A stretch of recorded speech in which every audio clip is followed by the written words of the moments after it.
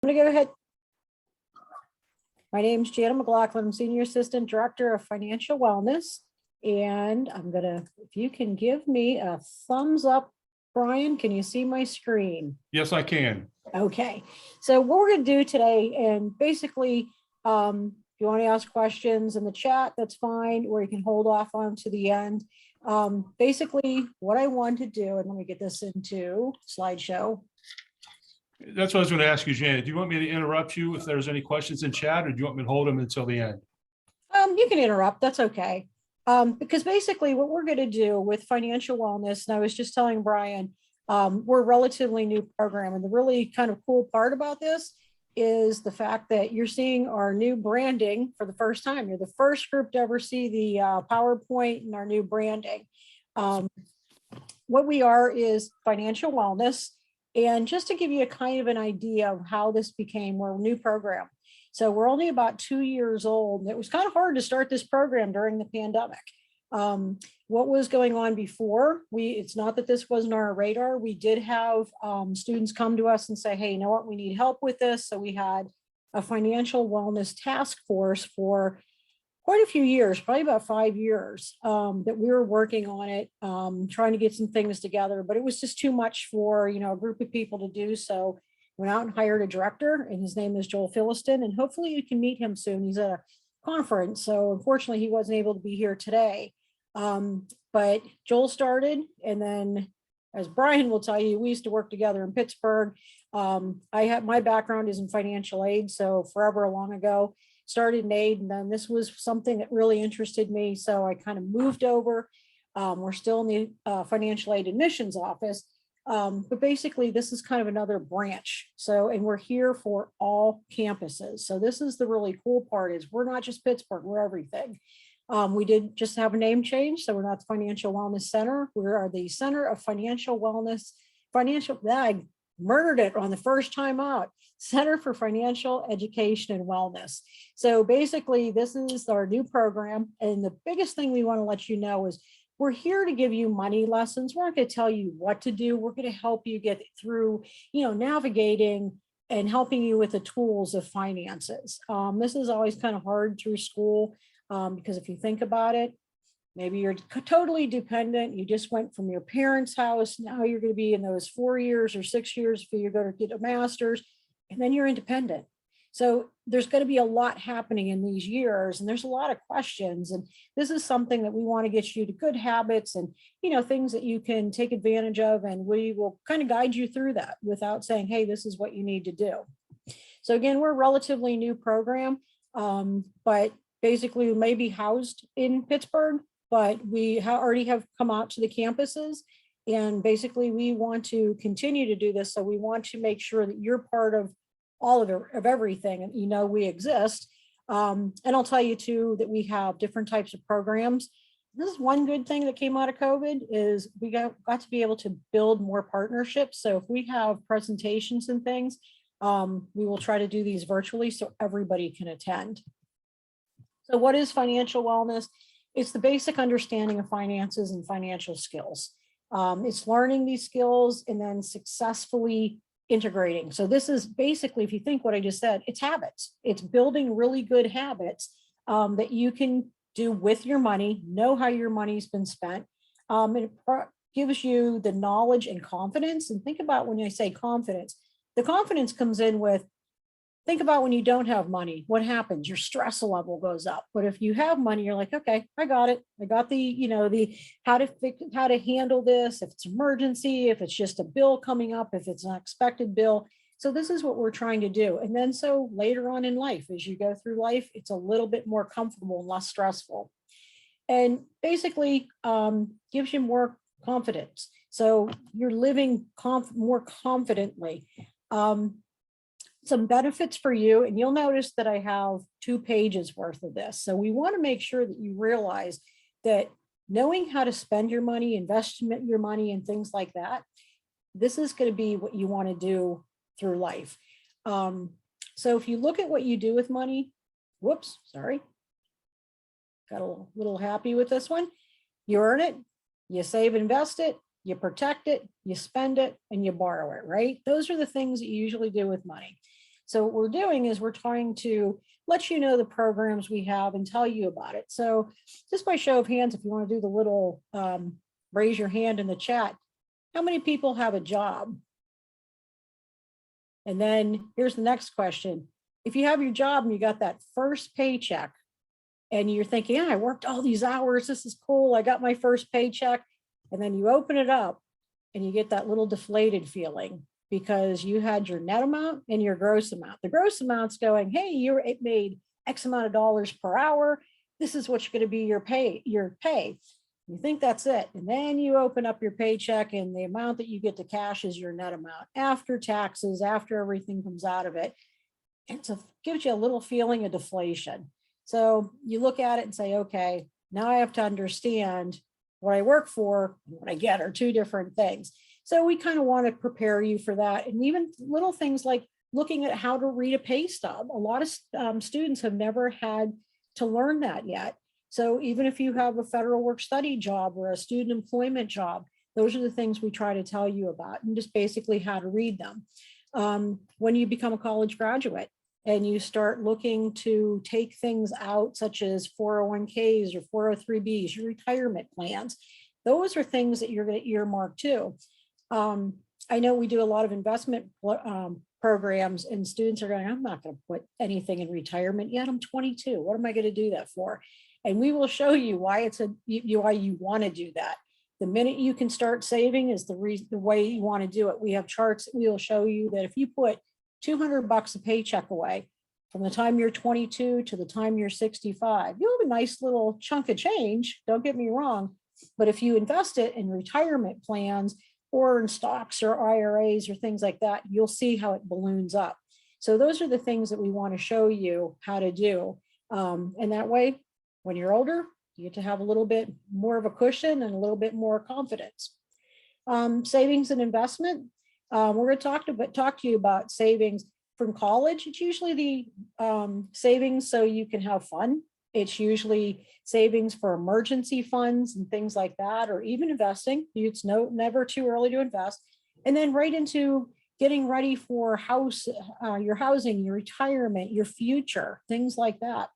So we want to talk to you about those kind of savings, protecting your savings or protecting your money. When we talk about that, two different things. You have emergency savings and you have identity theft.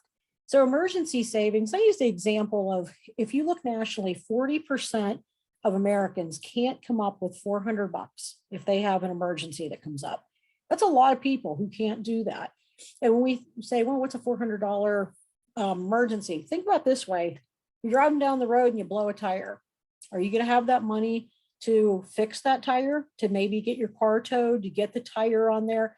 Or are you going to have to go to a family member? Or are you going to have to put that on a credit card? If you put it on a credit card, $400 on a credit card, if you can only pay the minimum and say it's a Visa or MasterCard at 18%, you're going to pay more than $400. And it depends on how fast you can pay that off. So you're actually paying somebody else to use their money. Spending, we want to make sure you're value buying. So looking at the things of, looking at it and seeing, is it good quality? Big purchases, cars, houses, things like that. Most people don't have the money just to put down on these things. So we're saying, you know what, there's ways to save for it. There's ways to look for your better interest rate. There's reasons why you want to keep your credit up, because if your credit score is low and somebody's going to lend you money, you're going to charge you more interest. If you have a really good credit score, you're probably going to get a lower interest rate.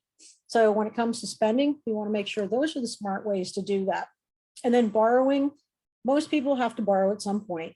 So you're building credit and you're basically taking on debt, and there's always going to be interest, but you want to look at when you're borrowing. Are you smart borrowing? Are you looking into things before you do that? So I know a lot of students will say, yeah, you're talking about borrowing and I have student loans. Student loans are an investment. They are an investment in yourself. And there are good things and bad things about it. Yes, it's a debt, but on the other part of it is that is a good way to establish credit before you get out of school too. So we're pretty clear about, we can tell you strategies basically to pay those loans off, because we do have loan sessions as well. So there's more benefits for you too about knowing about financial wellness. One of the things we say is there's a psychology of money, and it's kind of interesting if you can read any of the books or anything like that. It's very interesting about what your own mind does when it comes to money. But one of the things you want to ask yourself, do you feel confident about money? And it's okay to say no. One of the things, if you look at it, I'm going to date myself because I'm going to say, hey, Facebook, right? If anybody looks at Facebook, what do you usually see on social media? People are talking about, this is my vacation, this is my new car, and everything looks great. And it throws us into the FOMO, fear of missing out, or it throws you into keeping up with the Joneses. I need to do that too. But what you don't see, and maybe these people are being great with that, but sometimes a lot of people are in debt. So what you see and whereas reality may not always be the same. So if you're not comfortable about money, you're confident about money, it's okay. It's one of those things where make sure it's a personal thing. Don't make it so you have to keep up with everybody else and things like that. It's okay to make a mistake when you're dealing with money. I'm going to say, I don't think there's anybody out there I've ever met who has been perfect with a budget or didn't run into doing something that it was like the ultimate head slap of, oh, I can't believe I did that. I'm going to be honest, I just did that, messing around with my retirement funds, hit the wrong button, got my paycheck. Oops. Thank God I had money in savings because I really screwed up. But I just put money into an account that I can use it later. It's no big deal. But it was one of those things, I wasn't in panic mode because I just put a little bit more into one account than I should have. So when you're moving things around, hey, you know what? Thought I was pretty good at it, but mistakes happen. So that's what I'm saying. It's okay, but you're going to probably make a mistake here and there. You've got to be forgiving with yourself. As long as you have good habits, and good habits start with budgeting. We do have budgeting. I can't go through the whole budgeting thing today, but we do offer budgeting presentations that will show you, and I'll get into needs and wants later, and how to basically look at things. And if you see them, and there are studies that show if you have this in front of you and you see it, you're more apt to remember what you're doing, where your money went, maybe track it a little bit. So that way, and there's different ways to do it. There's no right or wrong way to do it. As long as you do it, you're good. What you want to remember too is your college life is short. I mean, I hate to say it, but it's 4 years. And if you look at a lifetime, the best example I ever had is somebody pulled out a yardstick one time and they said, this is your lifetime. This is college. And they looked and they just did this little spot at the end. And it's like, you know what, that's right. They're stepping stones. So if you take this time now and you learn how to budget, by the time that you're being, with your parents, and maybe your parents are paying your cell phone, your car insurance, or a car or something like that, eventually when you move out to on your own and you're paying for your apartment or your house or things like that, those are the times that you want to look and go, hey, I learned this in school. Now I know I can do this. I can write this out. I can handle this. No big surprises. Nobody likes unexpected surprises. The emergency funding, this is something that we will talk about. Always put money aside, even if it's 5, 10, 15 bucks. If it's something little, that'll always add up. And when I talk to a lot of students, they're like, oh, it's not going to add up that fast. I will challenge you to do this. Put money into a jar, any change you have. And I know after COVID, it's been pretty hard to find change. Any extra money, stick it in a jar, don't touch it. And watch how fast that will actually add up. I will tell you, and I can't remember the radio station I was listening to, but there was a gentleman who talked about, he would always look down to find dimes on the ground. And the reason being is because one of his relatives said, when you find a dime on the ground, it was Uncle so-and-so watching over you from heaven. So in his head, he felt like every dime he found, it was this person looking over for him. It made him feel good. He'd take those dimes and he kept throwing them in a jar. And he looked back one time and realized this jar was full of dimes. When he started counting them out, it was a huge amount. So it does add up. And that can be your emergency fund. That's so you don't have to put something on credit later on. Advanced thinking, this is something that you want to look at, like saving now for a car or a house or retirement. When we talk about advanced thinking, we're talking about, yeah, you're going to want these things eventually. Most likely, you might not have the lump sum to go buy a car. So why is it important to make sure your credit score is good now? Credit scores are pretty big when you borrow. So they can go, the top is 850. But if you have a 500 credit score, you may not get a good interest rate. You may not be able to borrow a loan.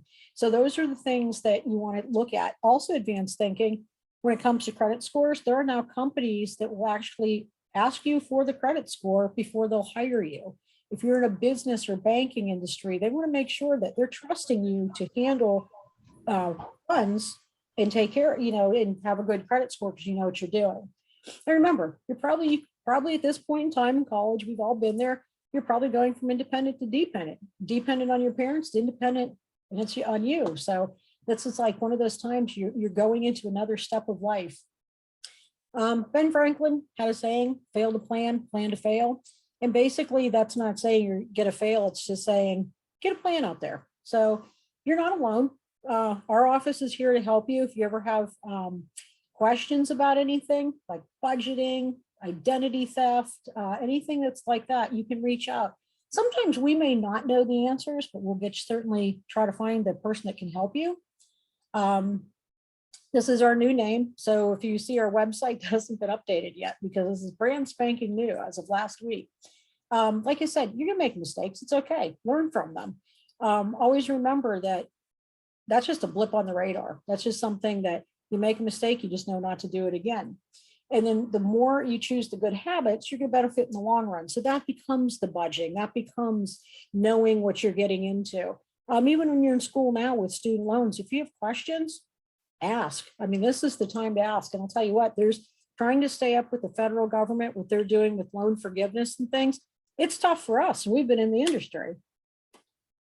So definitely ask questions. Whoops. Recognizing common pitfalls, and I try to do a little wordplay with pitfalls now. As I see it on the screen, I'm not sure I like it, so I'm probably going to change that. But one of the things I want to say is something that students and parents and adults and right up to the point where people are going to retire, there's some things they do that maybe aren't good things to be in a habit of doing. Living paycheck to paycheck. Sometimes you can't help that. I know when I got out of college, that was it. I mean, I'd made just enough to get by. And you know what? Sometimes that's part of it when you're starting your career. The one thing you want to do is, if that's there, try to find a way not to make that the norm. One of the ways to help yourself look at that when you're living paycheck to paycheck is to write everything down. What's coming in income? What's going out in bills? And that's where you're going to budget. What can you cut out? What can you maybe not cut out? What is an absolute necessity? And those are the things that you just don't want to get to the point where maybe you get a raise and you're saying, hey, you know what? I can spend that on XYZ. But the thing is, are you still living paycheck to paycheck? Or if you get a raise, and say it's a 3% raise, can I take 1% and play with that? Or can I save the 2%? So it's not one or the other. You can do a combination of things.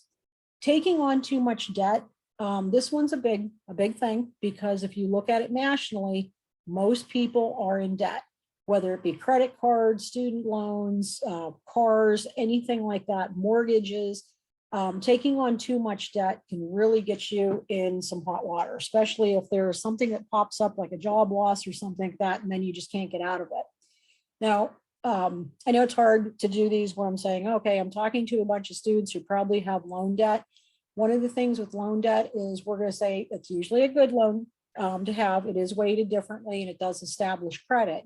But other debt that you will look at is most students, when they hit 18, what do you get in the mail? You start getting those credit card offers. You start getting all those things with, hey, let's sign up for that. I'm going to date myself again. Back in the day when you went to the mall, you had to have cash, right? Where you had a credit card. But now it's so easy to go online and just ring up the charge card on there. So it's easy. They suck you in on that, and they do that on purpose. So one of the things you want to make sure is step back and look at the amount that you just spent and the things of what you earned or what you just bought. So is it really something you're going to be willing to pay with interest on? Knowing the value of your housing, this is more like for a student who, if you're living off campus, can you afford that apartment? Maybe you need a roommate. Maybe you want to look at something like, hey, I'm looking at 2 different apartments. Do I need that dishwasher? Do I need the skyline view? Or do I want to live just in a regular flat? You're not there that long and you're going to be in, basically in classes and things like that. So those are the things, sometimes you can cut those amenities out a little bit. Spending too much and not having a realistic budget. And again, this is why we say, this is the time to start writing things down with the budget. And I'll give you some budget apps that are out there like mint.com and things like that that may help you. And nothing's right or wrong. You could do an Excel spreadsheet. You could write down on a piece of paper. There's pretty much anything as long as you do it. The other thing is not thinking about now and into your future. So what I was just talking about before is when I start talking about money and savings and budgeting, and I'll bring up retirement, and I'll get the little look of, whoa, that's way far off. Well, if you think about it, when you get your first job and you're sitting across the table and you're meeting with the HR person and they're talking about, hey, this company has a retirement fund. Are you interested? And you're thinking, oh, I don't know, maybe am I or am I not? Well, we have a 5% match. Here's what I'm going to tell you. They have a match, definitely match. Even if you can't match the 5%, you match 2% and they, will match the 2%, you're still giving money. If they're matching and you decide not to do that, you're leaving money on the table. Because if they put 5% in and you're putting 5% in, it's 10%. So if you put nothing in, you have nothing to show for it in the end. But if they're matching, you're leaving money on the table if you don't take advantage of that. And again, that gets into one of those retirement things that you may want to come to our session and we can show you the charts and why you want to do this. And what it comes down to is there's times you can retire earlier. You can have a nice little nest egg that when you retire, you can go travel and do all kinds of fun stuff. You have to work until you're, 70 years old, which Social Security, they keep changing that finish line on us. So that's one of the things we want to bring up to you. Not having an emergency fund, like we talked about. You blow a tire, what are you going to do? How are you going to fix that? Those are those little things that come up out of nowhere that get you. Like I said, I've been there and it's one of those, put it away, act like you don't see it when you get your paycheck and just let it sit, So if you pay yourself, $100 or $10 or whatever and put it away, put it in a jar, put it in the bank, put it somewhere, but just put it out of your reach so you don't spend it. Not paying yourself first, and that's it. That's where your emergency funds come in. And the last one is not budgeting for entertainment. We're going to tell you, you need to do that. Entertainment is something that you need in your life. You need to have a balance. If you just work all the time, you have no fun. That's not really a fun existence. So even if you, do something little, or if you say, I just want to get out of my apartment for a little bit, there are things that are around that are free. I know if you look at the Pitt website, there are things that are out there that you can go cheaply to, or free things to go to, or concerts or something like that. So we will tell you, you need to put entertainment in there. Every once in a while, you can go out with your friends and grab dinner or something like that. Maybe not all the time, but just enough that you can actually feel good about going out and having a job. So, because it does, you'll get cranky, trust me. So we want to make sure that you do go out and have a little bit of fun too. Living paycheck to paycheck that we were just talking about before. The big thing, review what your current take home is. Remember I talked about when you get paid a certain amount of money, this is the amount that you get paid. They're going to take taxes out. They're going to take things are going to be withheld. So you have a net amount. Make sure you're very familiar with that net amount of what's actually going into your bank account or whatever, so you don't overspend.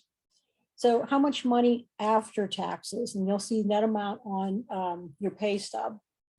The obligations when you're out of school, which you want to look at, say that you graduate. We have a lot of students who just graduate and say, okay, I'm trying to set up my account. Maybe I'm moving across town or I'm moving out of state. And we say the obligations you want to look at, your rent, your utilities, your student loan payment, your credit cards, any debt you have. Now here's one with student loans. You know that the loans right now are on a federal pause, correct? So for the last couple of years, about almost 3 years now, the Department of Ed has put a pause on repayment of loans and on loan interest right now, correct? So this is what I was telling students. Right now, you're basically borrowing interest-free if you think about it, because it's on a pause. There's not a lot of news out there, hey, they're going to forgive all these loans and things like that. I don't know. I'm a little skeptical. Maybe if they do, they prove me wrong, I'll be happy. I'm a little skeptical that all loans are going to be forgiven. So what I tell students is this: if you're a new graduate and you know that payment's coming up anyway, bank it. Just put it in the account like you're making the payment. You can go out to studentaid.gov. You can figure out what your payment's going to be. Say it's $300 a month. Throw it in a savings account. Just put it away like you're not looking at it. If they think about it this way: once loans do come off that pause and you're into repayment, you're into the habit. It's all about habit. If they grant, hey, guess what? All loans are going to be forgiven, which again, I doubt that's going to happen. Guess what? You have a lump payment now, and you can get rid of some of the principal on there. So there's different ways you can go about saving those. The other thing is saving for yourself. Like I said, enjoy your life a little bit. You need to spend a little bit on yourself, and then saving for emergencies. When you get your paycheck, even if it's a little bit, put it away somewhere so that way you don't have to, like I used the example of blowing a tire. That way you can put cash on that. You're not putting on a credit. You're not getting stuck with a lot of interest. Taking on too much debt. A lot of people do this. Once you do take on a lot of debt, the hardest thing is getting back out of debt. And that's the hard part, because it depends on your debt. If you have several credit cards, and maybe it's the same amount of debt on each one of those, maybe you want to look at the interest rate. Let's get rid of the highest interest rate first.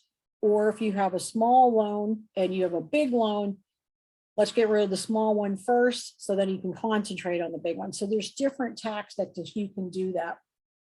If you don't need to borrow it, don't borrow it. Let me give you an example of being in school with a student loan debt. So say that you are in school, you take the full amount of the loan, you accept everything, then you get a refund. You're thinking, I don't need all that. What am I going to do with it? Send it back on your loan. So ask the school to return on your behalf, get it back on your loan, because that's interest you're not paying, even if it's a little amount. So if you're taking a class that, say, it is a lab fee and they refund you $50, do you want that $50 and you spend it and you buy something, or do you return it on your loan? Because with that $50, you go out and you buy something fun, you're going to be paying interest on that because it came out of your loan proceeds. So those are the things. If you don't need it, don't borrow it. And I know that's hard to say. That's like, well, if I really, really need it, it's quick. It's to the point when you get those refunds and they're really high. If you don't need it, don't spend it. What you want to do is you want to remember too, when you're taking credit card debt out, you're borrowing other people's money and you're paying to borrow that money. That's where that interest comes from. And one of the things too, and this is kind of like a homework assignment, keep an amortization table handy and know where it is. I purposely didn't put this on here because I want you to go out and do this. If you look up amortization table, basically what it is, it's a table. It'll give you a dollar amount, say that you borrow. It'll give you interest rates. And it'll tell you over the time period you borrow something, how much interest you're going to pay and what you finally pay back on it. So if you bought $1,000 TV, right, and you put it on a credit card, you took the bare minimum to pay that back. You could be paying almost $1,800 in the end because you're paying interest.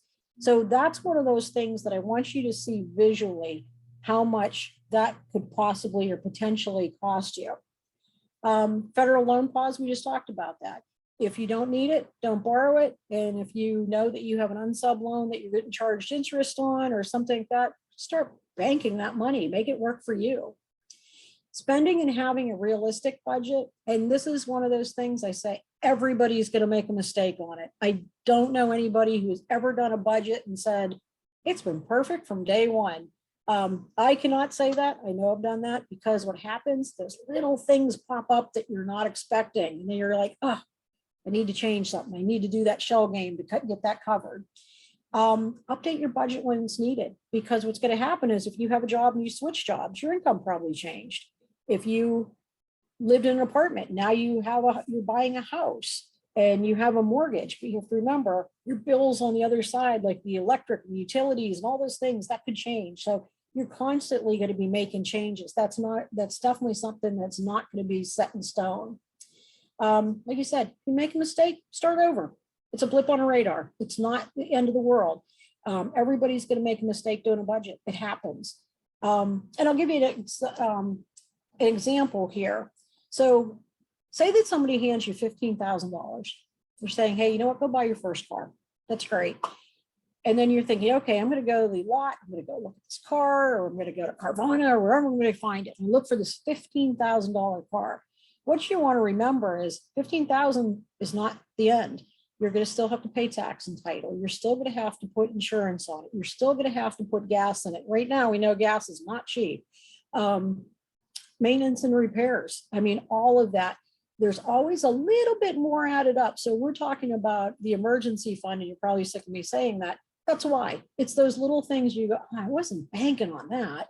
And they just pop up and they come up. So that's why we're saying, when you're looking at it, look at the big picture. And it's easy not to, because you get real excited. You know, I can tell you that when I go into a car lot, Brian worked with me. He knows I always say I'm a cheap individual. When I buy a car, I have it forever. So it's one of those things that it just helps me keep money where I know where it's at. One of the easier ways to do this is when you're doing a budget, figure out what your needs and your wants are. So your need, obviously you need food, you need clothing, you need shelter. Again, I'm going to throw entertainment there. Some people you talk to, they're going to say entertainment's a want, but I'm going to say entertainment is because right now you need to have a little fun in your life. So you don't want to just work constantly. That's not fun. So that's what I'm saying is those are the things, put that in one category. Now, entertainment, you know, you want to keep that to, you know, into a realistic level.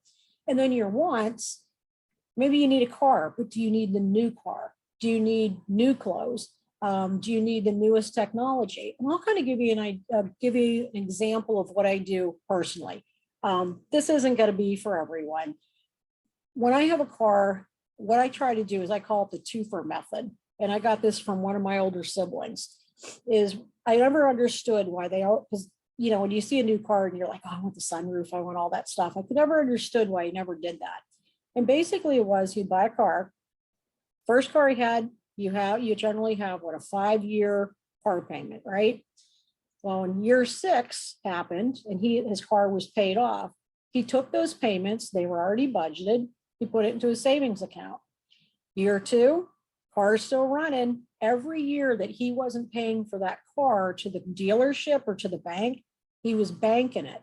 So up to about year 8, 9, 10, car's not really all that great anymore. It's time for a new car. Guess what? He didn't have to take a loan out to have a car payment. If he did have a car payment, it's because he got a bigger, nicer car, but it wasn't a huge car payment. So he took that, he paid himself so he could put more money down without getting all that interest. You could do that with clothes, get it online. I'll tell you the other thing I do. I think people at Macy's see me come in and they run. The reason being is because see something on sale, you take it up, and what do? Would you like to put that on your Macy's charge today?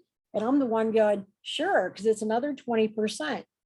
Use the Macy's card. Oh, before you're done with that transaction, here's my ATM, pay it off, my ATM card, pay it off.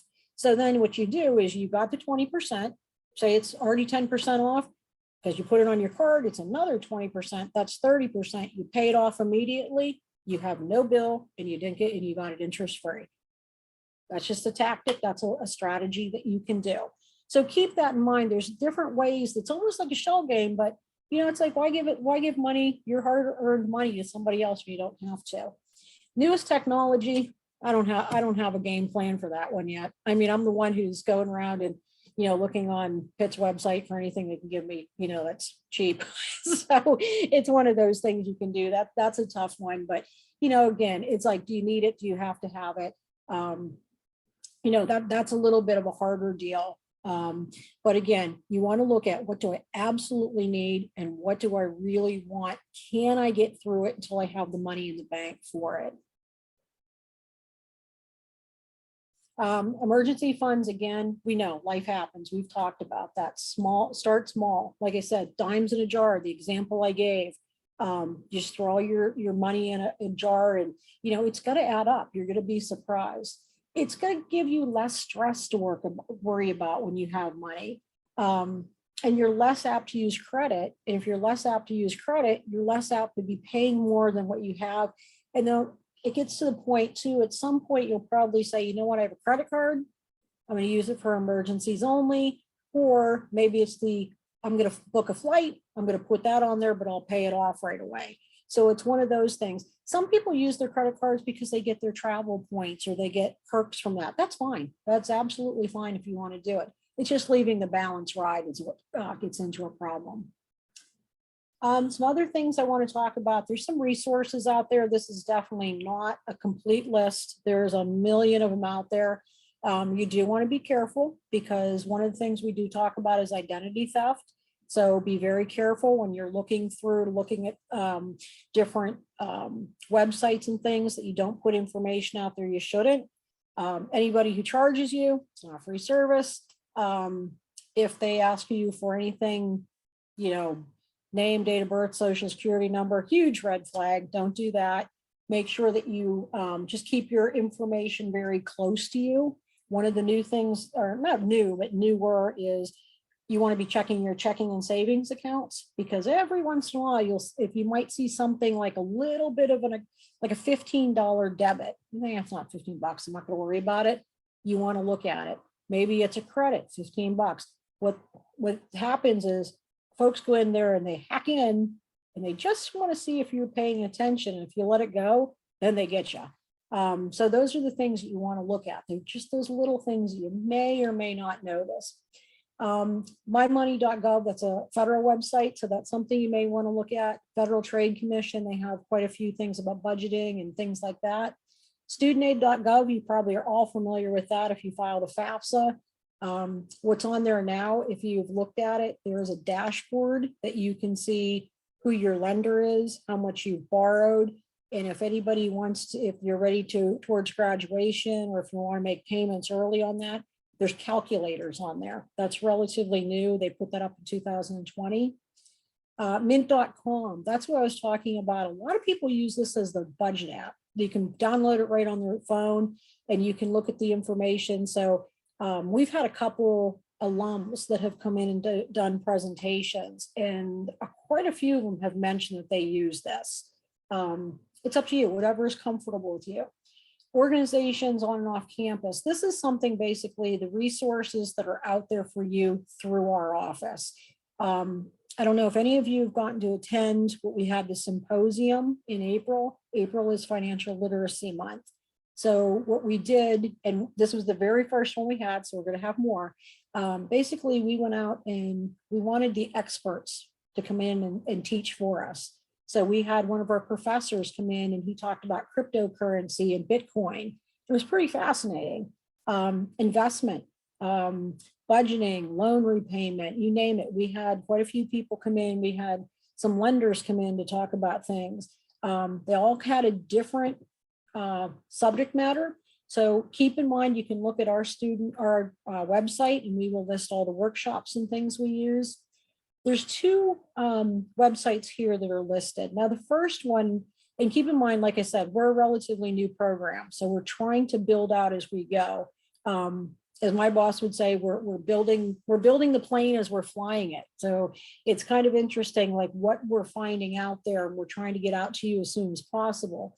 But there is what they call library guides from the library system. And unfortunately, there's a lot of it on there that's Pittsburgh only.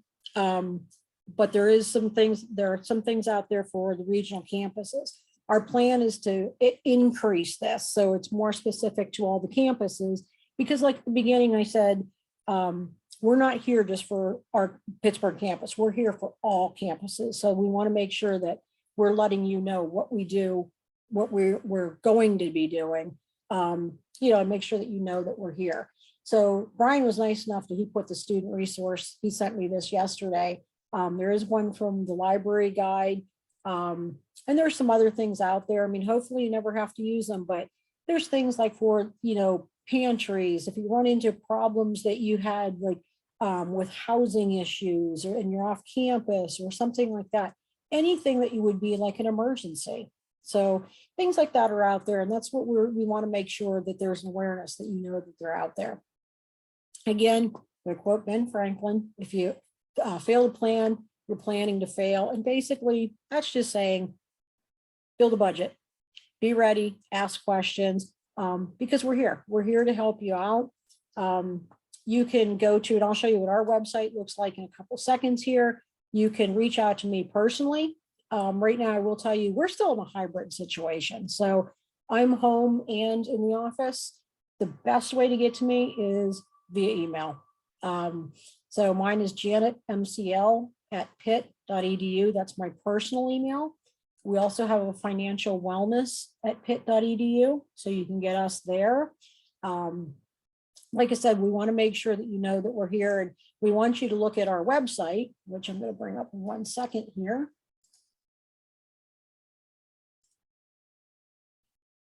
Brian, can you see that? Yes, I can. I'm going to let everyone know I'm posting BJ's and my information as well. Great. So what I want to show you, you can get this right from just financialwellness.pitt.edu. So what I want you to know, just because you may not have seen this, like I said, we're new. We're trying to get that out there and showing you what you're doing. You can request presentations if you're in a group. We noticed that folks in Pittsburgh, if they're in a fraternity, sorority group, things like that, they've been reaching out to us saying, hey, can you come out and do that? We can do that. We can schedule a one-on-one. We have some resources out there and things like that. So basically, just want to let you know they're out there. And we have some things coming up here. We always have, like I said, we're trying to get these once a week on here, understanding employee benefits. So if there's anybody here who is ready to graduate and you're saying, hey, I want to get into some information there. Some of the things that we did were investing in the digital age. That was kind of a cool one the other night. And you have access to these, which is Zoom. So all you have to do is go out and register. We always have a student loan repayment session, salary negotiation. If you get to the junior, senior year and you're going, I'm going to be out there job searching pretty soon. I'll kind of tell you little tricks and trades, tips and tricks to the trade. So I just want to let you know that those things are basically out there and they're for you. So with that, I am going to stop sharing and kind of throw that out there. It looks like there's some questions in the chat. I'm sorry. Okay, got that. I think Brian was just giving me, thank you, giving some information there for you.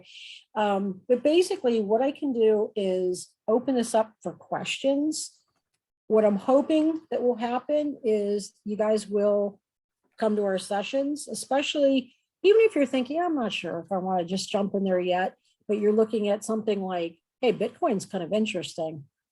We have the session, come on in. I'll tell you what, one of the things that we do is we reach out to alums. They come back and they teach, and they're the pros. And we have learned a ton of things. The other night, we had a gentleman who was a Pitt alum. Fascinating. He actually went up, we only had an hour, and he was probably a good hour and 20 minutes because his subject matter was very fascinating. And I would not have thought that investing would have been so good, but I'll tell you what, I was really interested because it was one of those things that everybody really at some point in time in their life should know. So I'm going to open that up and see if there's any questions.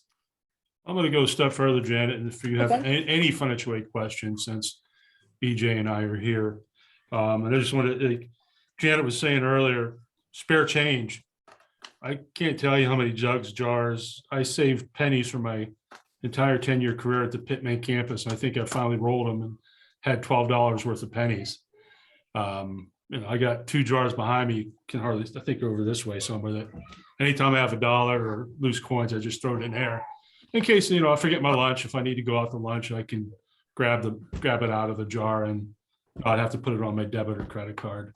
I think I had about 16 different notes written down. You've touched on every one of them. The one thing I wanted to mention is what what surprised me is when you get a new job, be it here at Pitt as a work study student or when you graduate, is find out how often you get paid. I started at Pitt and we get paid once a month. And that was a huge deal. You almost got to sit there and say, okay, this bill comes out on the 15th. This bill comes out on the 1st. When does my wife get paid? When do I get paid? And kind of, I hate to say play the money game, but I think you get the gist of what I'm trying to say. You just got to figure out when the money's going to come out of your account. Because I think 95% of our bills come out automatically now. Automatic debit, you can set it up. We have a local bank here. Most people have direct deposit now. I think that's the easiest way to go, but be careful of that. I think that's it. Is there any other financial aid questions out there anyone has? And Brian, I was just going to throw that out there, how when you get paid once a month. I'm one of those, I guess I'm one of those nerdy people. I love that for the simple fact that I think you have more control on it. So when it comes out, you pay rent or mortgage, car, insurance, everything's paid, including put money in your savings.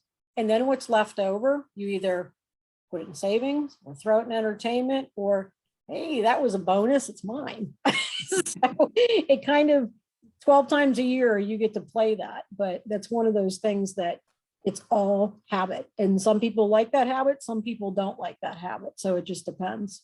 Hey, Janet, Dawson, and I apologize if you don't want me to call you out, Dawson, but he wanted to know if they will have access to the PowerPoint. It'll be recorded, so should be within that. Is that something we could send out to the students, Janet? Or I can send it to you. Okay. Absolutely. Yep. What I'll probably do is send it over to Haley or Callie, and she'll know everyone who's here and can send it all out at one time to everybody.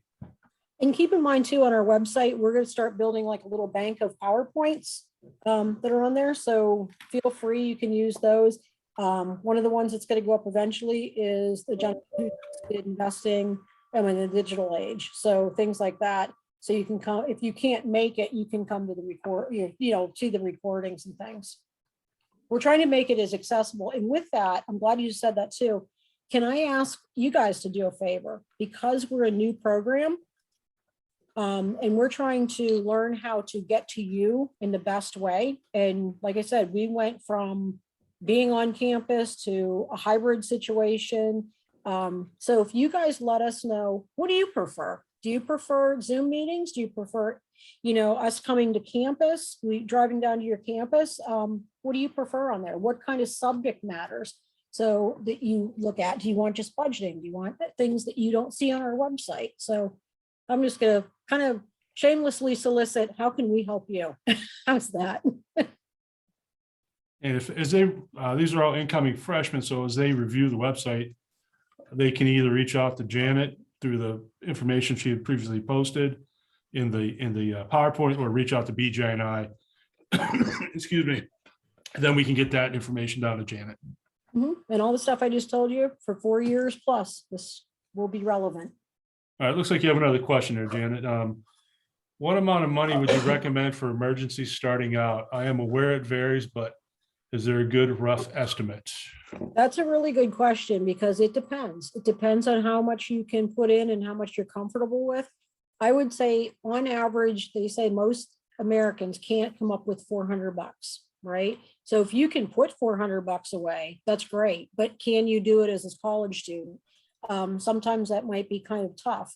So what I look at is, what are the things that can come up, like I used the example of a blown tire, or if you're halfway through a semester and you have to order another book, or if your computer goes. So it's what you can actually do.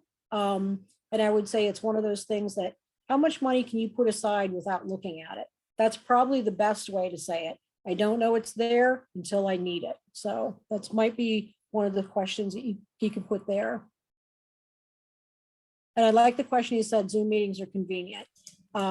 And if you want to think of other things too, like time, like we'll do them at 3 o'clock, we do them at 6 o'clock, days of the week, fill in the blanks. That's what we're trying to establish, so we get as many of interaction that we can across campuses. All right, we are just about out of time. I think we had a 3 to 4 o'clock block set up. Does anybody have any last minute questions before I shut off the recording?